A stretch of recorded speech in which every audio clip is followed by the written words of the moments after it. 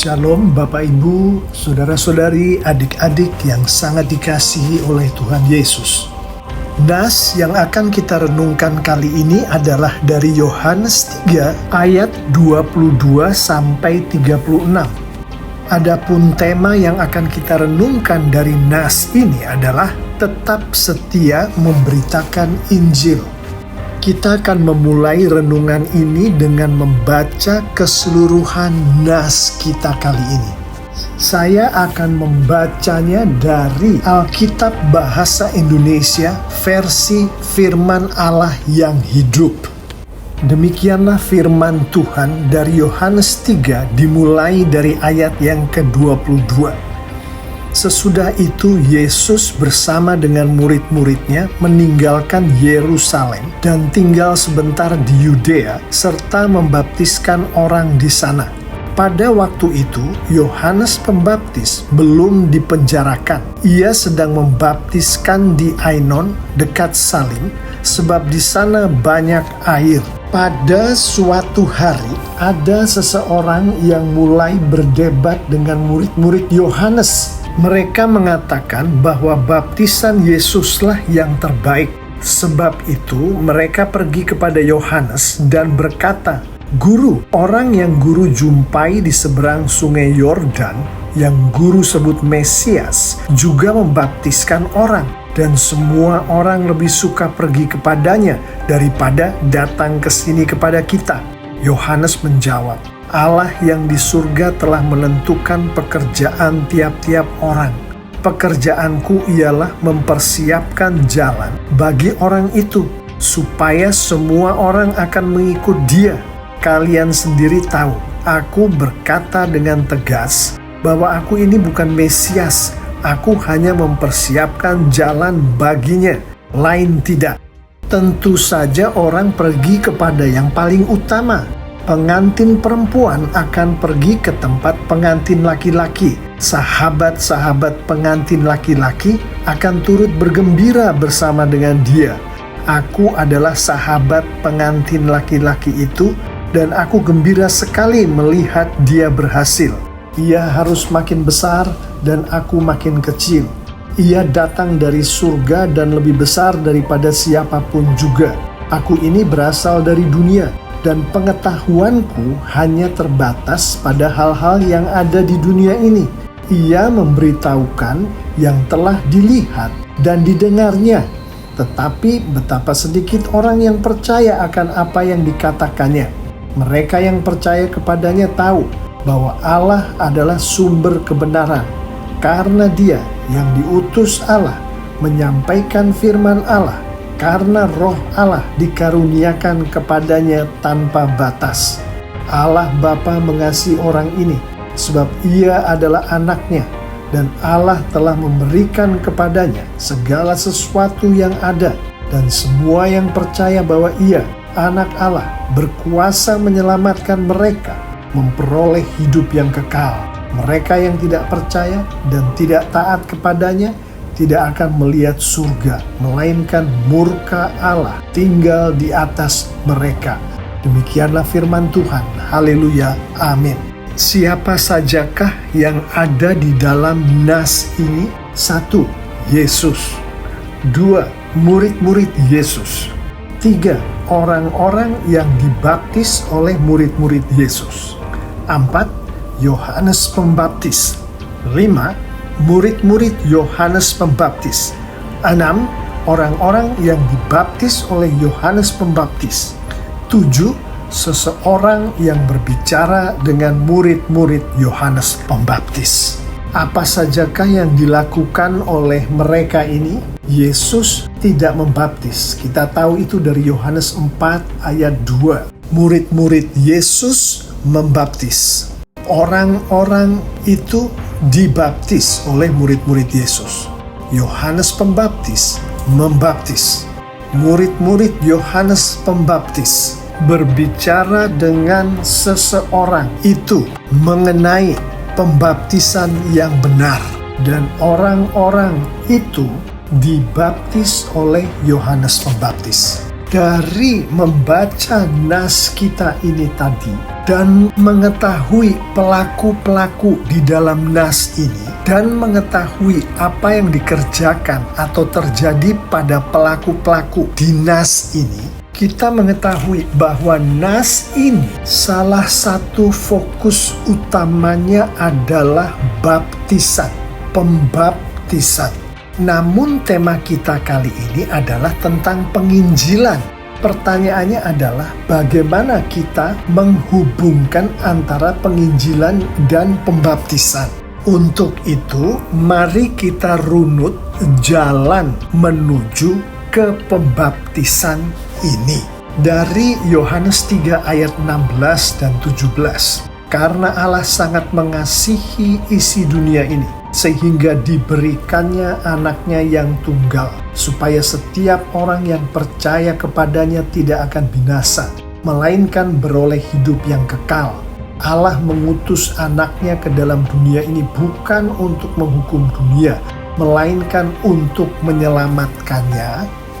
Secara tersurat dan tersirat kita mengetahui bahwa pada awal mulanya Allah berkenan untuk menyelamatkan dunia. Sebagaimana yang disampaikan ayat 17.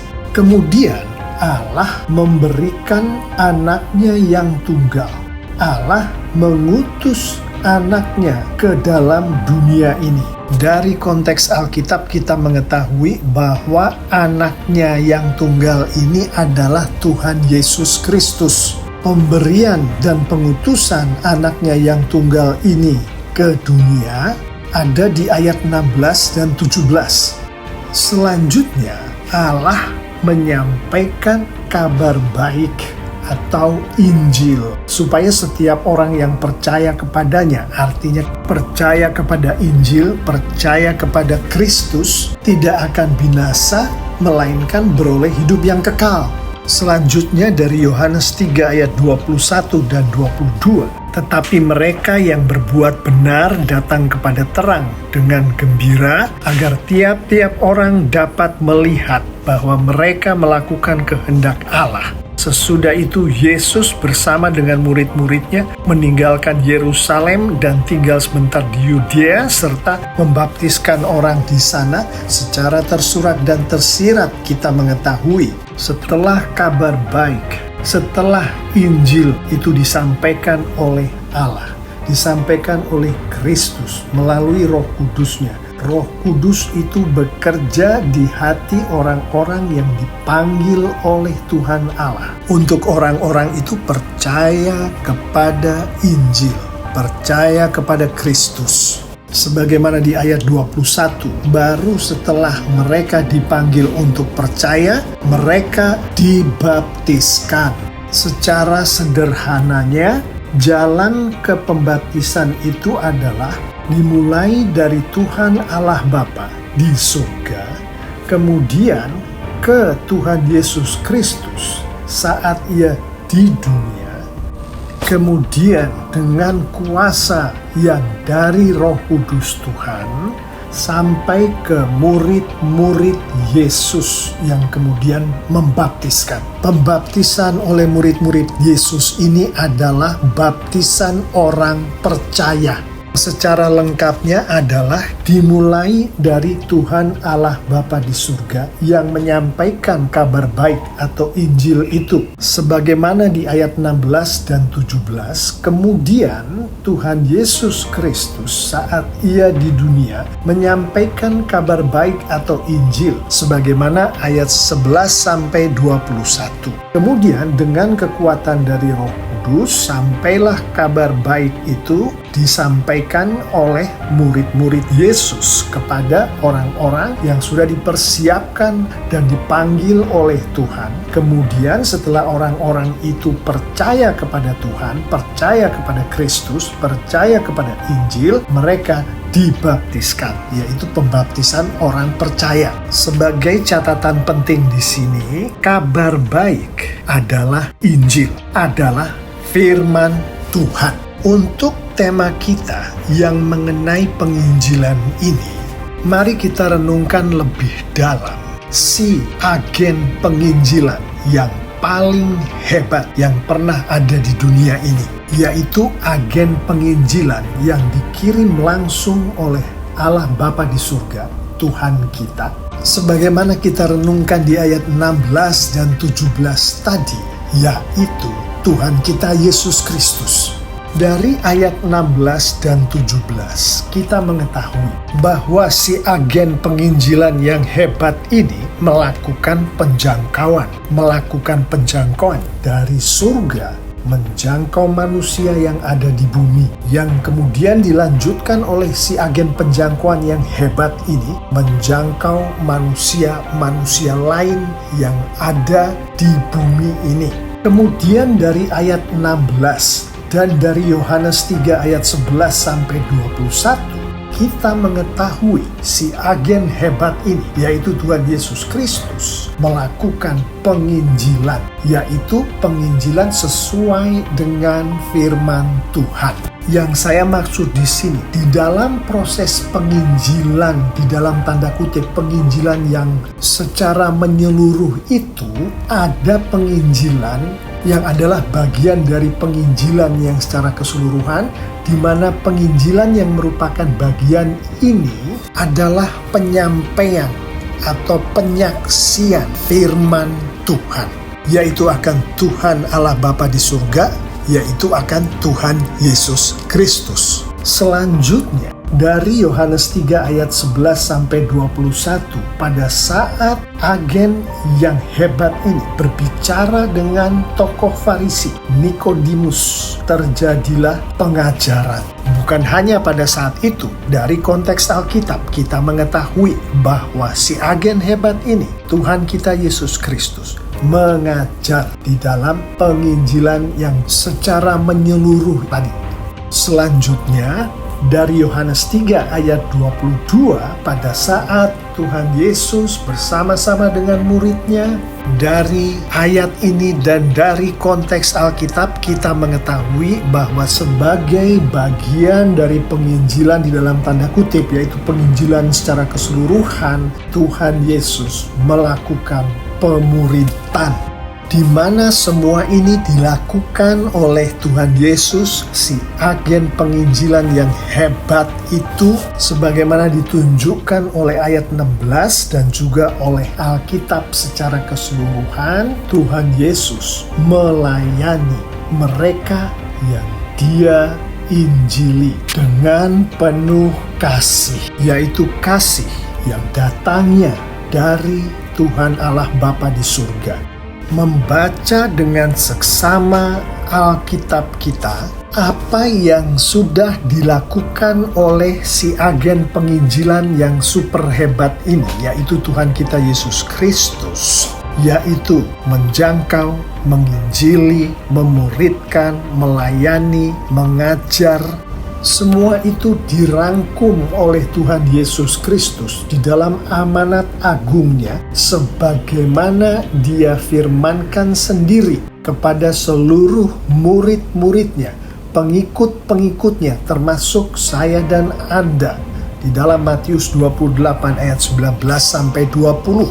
Karena itu pergilah, jadikanlah semua bangsa muridku, dan baptislah mereka dalam nama Bapa dan Anak dan Roh Kudus, dan ajarlah mereka melakukan segala sesuatu yang telah kuperintahkan kepadamu.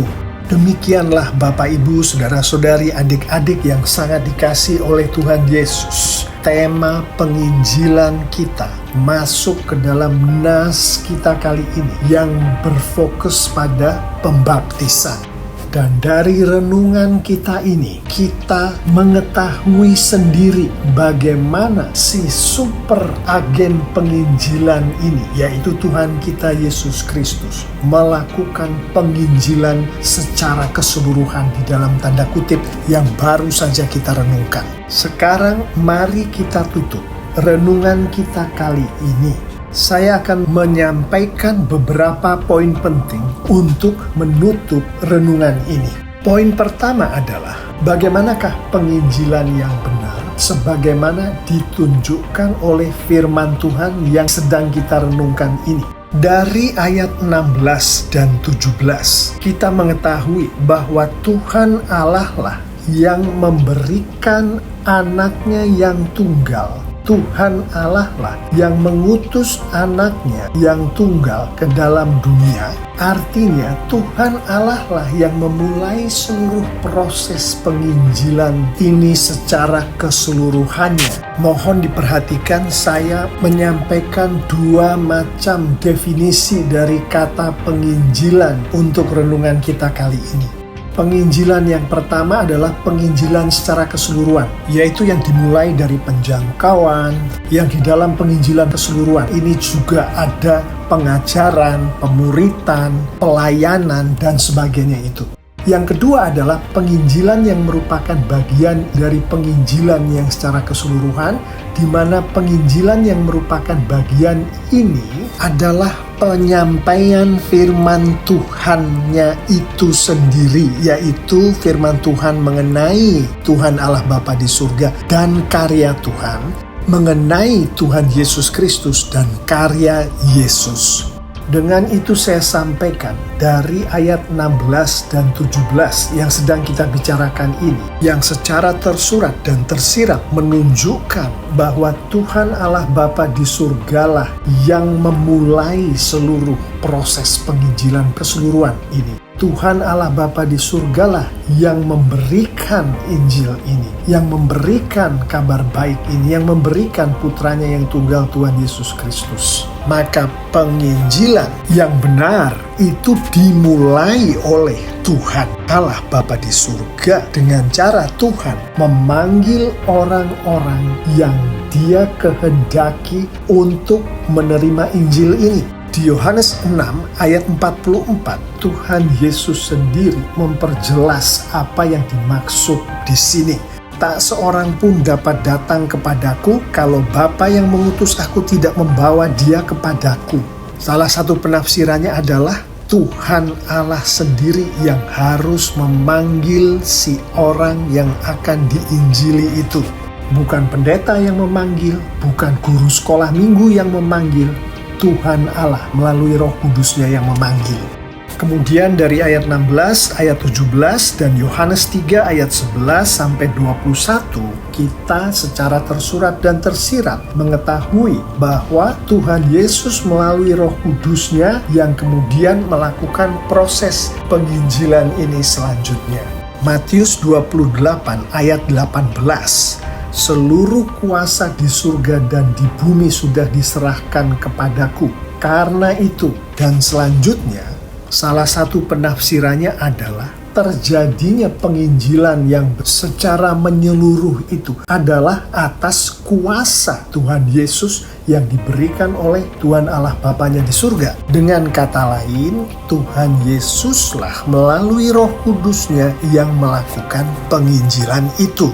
Kemudian dari Matius 28 ayat 19 sampai 20, yaitu amanat agung Tuhan Yesus yang adalah perintah Tuhan Yesus kepada pengikut-pengikutnya, kepada murid-muridnya, yaitu kepada kita semua, menunjukkan bahwa proses penginjilan secara menyeluruh ini yang dilakukan oleh Tuhan Yesus melalui Roh Kudus-Nya ini mempergunakan pengikut-pengikutnya, murid-muridnya, kita semua. Dengan kata lain, saya dan Anda, pengikut-pengikut Tuhan Yesus, adalah alat-alat yang dipergunakan oleh Tuhan Yesus pada saat Tuhan Yesus melalui Roh Kudus-Nya melakukan penginjilan yang secara menyeluruh ini. Dan di dalam Tuhan Yesus melalui Roh Kudus-Nya mempergunakan saya dan Anda di dalam melakukan proses penginjilan yang menyeluruh ini, Tuhan Yesus menghendaki kita untuk menjangkau, menginjili, mengajar, memuridkan, dan melayani. Dari ayat 16 kita mengetahui bahwa penginjilan yang benar adalah yang berlandaskan kasih yang datangnya dari Tuhan. Karena kasih ini adalah buah Roh Kudus. Artinya hanya kita yang sudah lahir baru, yang memiliki Roh Kudus Tuhan, yang dapat mengekspresikan kasih yang datangnya dari Tuhan ini. Maka penginjilan yang benar harus dilakukan oleh pengikut Yesus, murid Yesus, yaitu kita semua yang sudah lahir baru. Satu lagi mengenai penginjilan yang benar sebagaimana disampaikan oleh nas kita ini, khususnya di Yohanes 3 ayat 30. Ia harus makin besar dan aku makin kecil. Penginjilan yang benar harus memuliakan, harus meninggikan Tuhan, harus memuliakan, harus meninggikan Yesus Kristus. Poin selanjutnya adalah apa yang terjadi pada mereka yang percaya pada Injil, mereka yang percaya pada Yesus Kristus, mereka yang percaya pada kabar baik itu.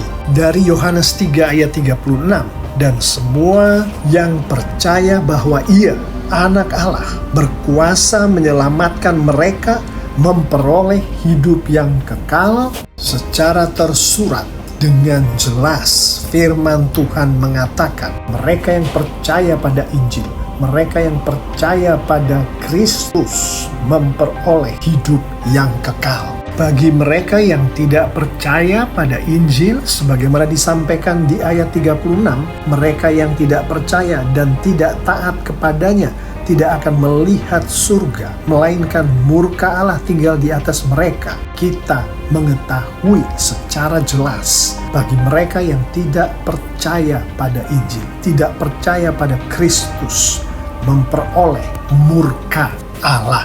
Poin terakhir di dalam bagian penutup ini adalah seorang anak Tuhan seperti saya dan Anda yang dipanggil untuk menjadi anak Tuhan yang sejati. Sudah pasti anak Tuhan yang semacam ini dipanggil pula untuk menghidupi kabar baik, menghidupi Injil, menghidupi firman Tuhan. Di dalam kehidupan anak Tuhan ini hari lepas hari, mengetahui semua yang baru saja kita renungkan ini. Mari kita akhiri renungan kita kali ini dengan merenungkan beberapa penerapan berikut. Mengetahui bahwa hanya oleh Tuhan, hanya karena dipanggil oleh Tuhan melalui Roh Kudus di dalam Kristuslah kita menjadi pengikut, menjadi murid Yesus yang dipanggil Tuhan untuk menghidupi kabar baik itu, menghidupi Injil itu.